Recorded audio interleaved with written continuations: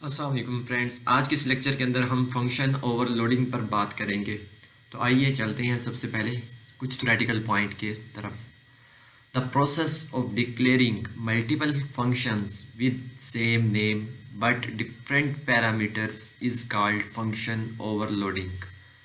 इस डेफिनेशन को एक्सप्लेन करने से पहले आप अगर सिर्फ फंक्शन ओवरलोडिंग मतलब ओवरलोडिंग के वर्ड को एक्सप्लोर करें तो आपको इससे क्या समझ आता है। आप ओवरलोड कर रहे हैं किसी फंक्शन को, मींस उस फंक्शन से मल्टीपल टास्क ले रहे हैं, ओवरलोड कर रहे हैं, यानी कि उससे ज़्यादा वर्क ले रहे हैं।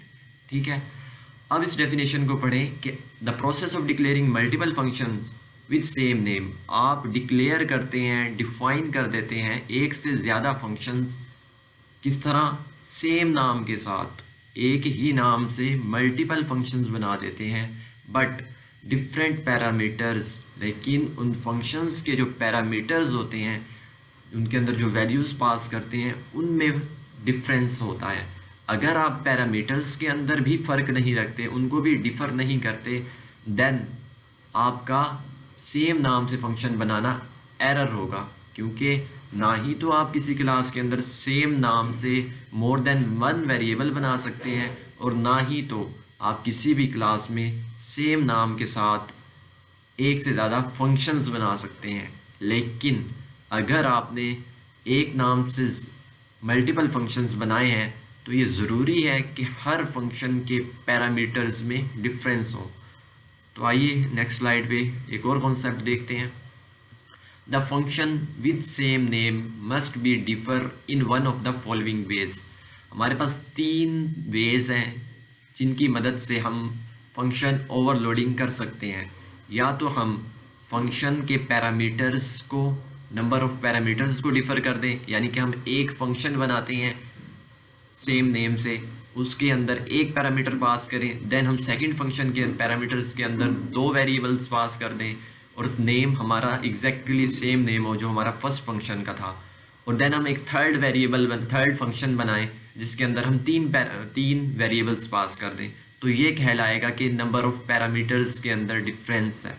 टाइप ऑफ पैरामीटर क्या कहता है कि अगर आपने फर्स्ट टाइम एक फंक्शन बनाया है जिसके अंदर दो वेरिएबल आपने पास किए हैं, दोनों इंटीजर टाइप के थे, लेकिन नेक्स्ट टाइम आप क्या करें कि एक फंक्शन दो वेरिएबल के साथ ही बनाएं, लेकिन दोनों के अंदर फ्लोट के साथ पास कर दें वैल्यूज, देन ये भी फंक्शन ओवरलोडिंग के लिए ओके है। सीक्वेंस ऑफ पैरामीटर्स, यानी कि आप सीक्वेंस ऑफ पैरामीटर्स के अंदर ये आता है कि आपके ने जो पैरामीटर्स दिए हैं उनकी सीक्वेंस को चेंज कर दें। अब हम इन तीनों बातों को ना वाइट बोर्ड पे देख लेते हैं कि इनका क्या मतलब है।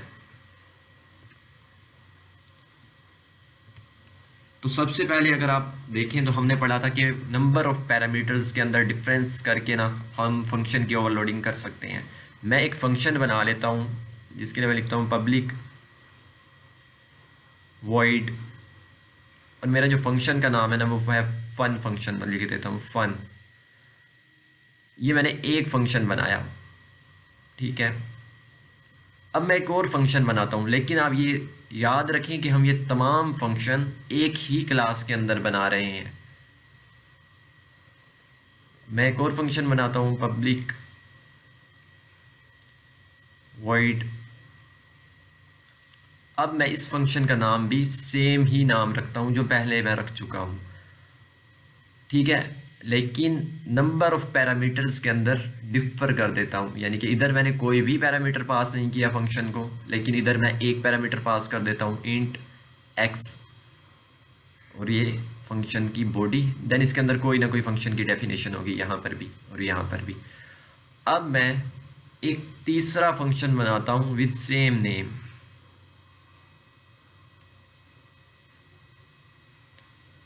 इस फंक्शन का नाम भी मेरा फन फंक्शन ही है, लेकिन अब मैं क्या करता हूँ, इसके अंदर दो पैरामीटर्स पास कर देता हूँ, ठीक है। तो ये जो मैं काम कर रहा हूँ इसको कहते हैं कि differ in the number of parameters, यानी कि आप फंक्शन की ओवरलोडिंग कर रहे हैं और कहाँ पर फ़र्क रख रहे हैं, नंबर ऑफ पैरामीटर्स के अंदर। यानी कि एक दफ़ा आपने सेम नेम के साथ एक फंक्शन बनाया उसके अंदर एक पैरामीटर दिया, देन आपने 2 पैरामीटर वाला बनाया, और इसी तरह सो ऑन आप जितने मर्जी बना सकते हैं। अब एक सेकंड कॉन्सेप्ट था कि डिफ़र करना, मैं आपको स्लाइड पे दिखा देता हूँ। टाइप ऑफ पैरामीटर्स के अंदर आपने अब डिफरेंस करना है, टाइप ऑफ पैरामीटर। अब ये क्या होता है, अब देखें मैं इसी के पैरेलल में फंक्शन बनाता हूँ। ये एक वाला तो खैर बना चुके हैं हम, अब मैं दोबारा एक पैरामीटर के साथ एक और फंक्शन बनाता हूँ। मैं लिखता हूँ पब्लिक और वॉइड फन फंक्शन। अब मैं लेकिन एक पैरामीटर के साथ जो फंक्शन ओवरलोड कर रहा हूँ उसके अंदर मैं टाइप चेंज कर देता हूँ। पहले एक दफ़ा मैं इंटीजर के साथ तो बना चुका हूँ, अब मैं दोबारा इसको इंटीजर के साथ एक पैरामीटर के साथ बनाऊँगा तो एरर आएगा, क्योंकि मैं ये एक दफ़ा ओवरलोड कर चुका हूँ इस तरह से। लेकिन अगर मैं यहाँ पर फ्लोट लिख दूँ, अब मेरा ये फंक्शन सक्सेसफुली ओवरलोड हो चुका है, क्योंकि अब मैंने इस जो थर्ड वाला फंक्शन मैंने ओवरलोड किया है, इस फंक्शन के अंदर मैंने टाइप को चेंज कर दिया है। पैरामीटर जो मैं पास कर रहा हूँ उसकी टाइप को चेंज कर दिया है। यही बात वो यहाँ पर कह रहा है सेकंड पॉइंट के अंदर, कि आप टाइप ऑफ पैरामीटर को डिफ़र कर दें। अब इस थर्ड पॉइंट के अंदर क्या कहता है, फर्स्ट ऑफ ऑल हम एक और एग्जांपल देख लेते हैं इसी की। और अगर मैं चाहूँ कि मैं 2 पैरामीटर्स के साथ एक और फंक्शन को ओवरलोड करूं, तो मैं दोबारा लिखता हूं पब्लिक वॉइड, फंक्शन का नाम हमारा सेम आ रहा है फन फंक्शन। अब मैं यहां पर इंटीजर से तो एक दफ़ा बना चुका हूं, अब मैं डिफ़र कर देता हूं किसको, टाइप ऑफ पैरामीटर। मेरा जो पैरामीटर है उसकी जो डाटा टाइप है उसको मैं डिफ़र करता हूं, और इधर मैं फिर फ्लोट के साथ 2 बना देता हूं, float x then float y, और देन इसकी डेफिनेशन लिख लेता हूँ। तो मैं जो ये काम कर रहा हूँ ये मेरा काम कहलाता है नंबर ऑफ़ पैरामीटर्स के अंदर डिफरेंस करके नंबर ऑफ़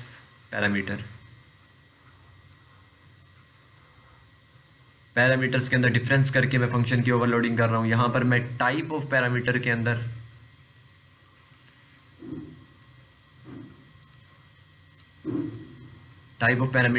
मैं डिफ़र करके फंक्शन की ओवरलोडिंग कर रहा हूँ। और थर्ड जो हमने एक पॉइंट देखा है, मैं इसको रेज कर देता हूँ यहाँ से। तो थर्ड हमने जो पॉइंट देखा है, आप ऊपर देखें, sequence of parameter. Sequence of parameter के अंदर हम किस तरह चेंजिंग करके फंक्शन को ओवरलोड कर सकते हैं। मैं एक यहाँ पर दोबारा बनाता हूँ वॉइड, आप पब्लिक यहाँ पर खुद ही कंसीडर कर लें, वॉइड फंक्शन का नाम फन फंक्शन है।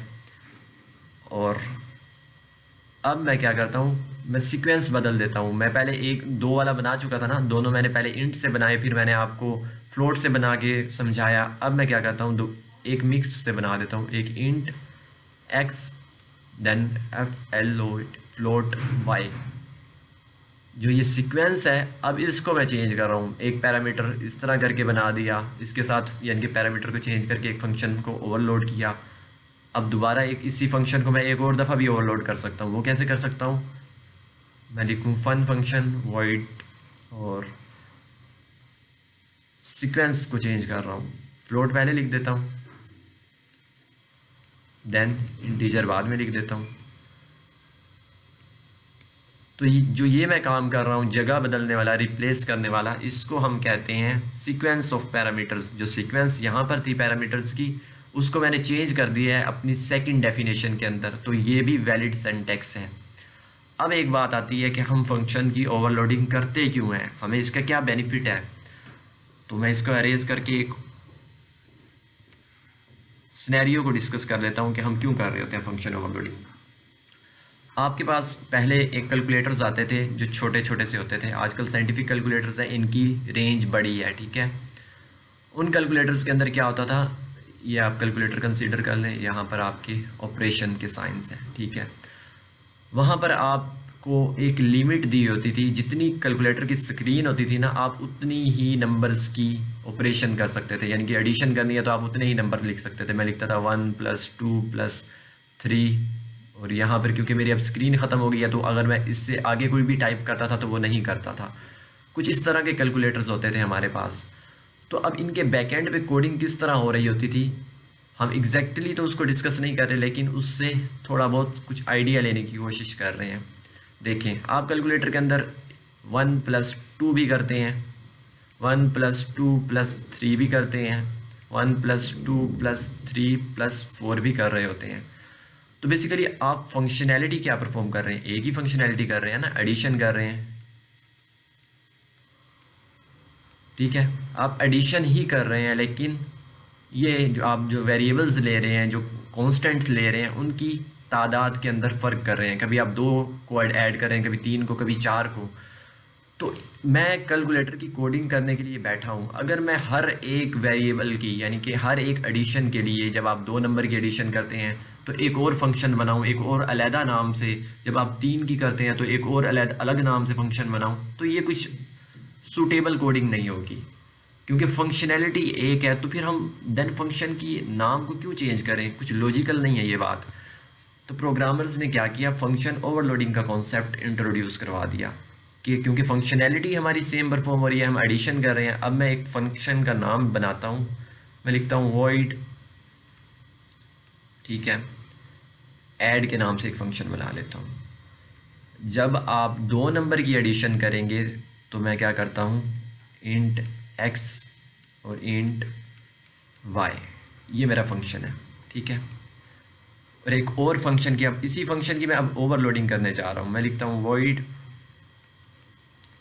Add int x int y और इंट z। ठीक है, ये मेरे पास फर्स्ट फंक्शन है, देन ये सेकंड फंक्शन है। इसी फंक्शन का नाम देखें सेम है, मैंने ओवरलोडिंग की हुई है। अब आप इसी तरह एक थर्ड फंक्शन भी यहाँ पर कंसीडर कर लें, जिसके अंदर हमारे 4 पैरामीटर्स होंगे। तो देखें, जब मैं अपने कैलकुलेटर पे इस तरह की कोई भी स्टेटमेंट टाइप करूँगा और देन एंटर प्रेस करूँगा, मतलब कि इक्वल प्रेस करूँगा कि इनका एडिशन का रिज़ल्ट क्या होगा, तो बैकएंड पे ऑटोमेटिकली मेरा वो फंक्शन कॉल होगा जिसके पैरामीटर के अंदर 2 वेरिएबल्स पास किए गए हैं। और जब मैं इस 3 नंबर की एडिशन के लिए अपने बटन को प्रेस करूँगा, देन बैकएंड पे मेरा वो फंक्शन कॉल होगा ऑटोमेटिकली जिनके अंदर 3 पैरामीटर्स पास किए गए हैं। और इसी तरह इसके लिए एक ऐसा फंक्शन कॉल होगा जिसके अंदर 4 पैरामीटर्स पास किए गए हैं।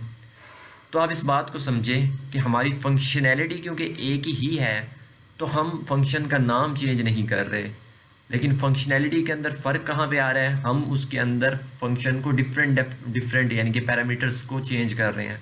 तो इसीलिए प्रोग्रामर ने एक ऐसा कॉन्सेप्ट इंट्रोड्यूस करवाया जिसके अंदर हमारे फंक्शन का नाम सेम रहे, लेकिन हम उससे डिफरेंट वर्क ले सकें। ठीक है ना, तो इसको कहते हैं फंक्शन ओवरलोडिंग। आई होप आपको ये कॉन्सेप्ट क्लियर हो गया होगा। तो यहाँ पर हमने जो इस एग्जांपल के थ्रू जो फंक्शन की ओवरलोडिंग की है, ये है नंबर ऑफ़ पैरामीटर। हमने नंबर ऑफ़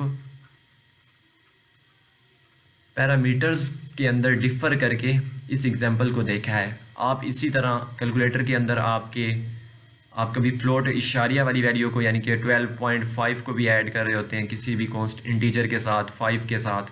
तो आप अब इस तरह का एक फंक्शन ओवरलोड खुद से करके देखें और आप डिफरेंट यानी कि फंक्शंस की ओवरलोडिंग को ट्राई करें। यानी कि अगर मैं इसको बनाना चाहूँ तो अब इसके अंदर मेरा किस तरह की फंक्शन ओवरलोडिंग यहाँ पर यूज़ हो रही है। एक मैंने फ्लोट टाइप की ली है, एक इंटीजर टाइप की। तो ये हमारी टाइप पैरामीटर्स की, ये वाली सेकंड वाली अब यहाँ पर मुझे फंक्शन ओवरलोडिंग करनी पड़ेगी। ठीक है, तो आई होप कि आपको फंक्शन ओवरलोडिंग का कॉन्सेप्ट डिटेल से क्लियर हुआ होगा। लेकिन अगर आपकी फिर भी कोई क्यूरी है तो आप कमेंट सेक्शन में मुझसे कमेंट करके पूछ सकते हैं। आज का लेक्चर यहीं पर एंड करते हैं। Thanks for watching. अल्लाह हाफिज़।